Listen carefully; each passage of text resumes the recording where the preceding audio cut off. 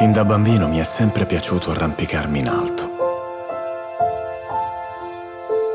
Mi arrampicavo ovunque, sulle colline, sulle finestre, sui mobili, sugli oggetti.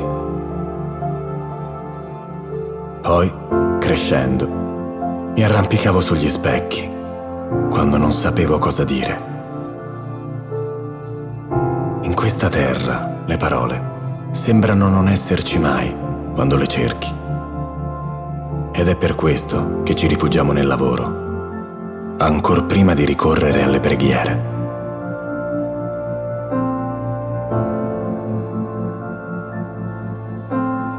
Ho sempre trovato commoventi i fiori vicino al fiume. Non importa che tipo fossero, non l'ho mai saputo, ma li vedevo affrontare la corrente qualsiasi cosa accadesse, come fossero loro, grazie alle radici, a tenere unita la terra.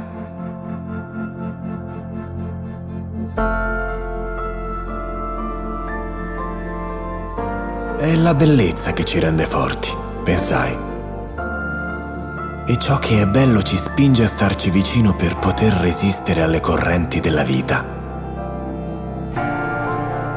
Iniziai così a guardare il mondo con altri occhi, con lo sguardo socchiuso dai sorrisi e non dai dubbi, perché se si osserva con attenzione, qui tutto ha la forza di quei fiori e della loro bellezza. Anche io ho imparato a comportarmi come loro. Resisto alla tentazione di non stupirmi più davanti allo scorrere di una terra e del suo fiume, che mi hanno cresciuto, rendendo forti le mie radici.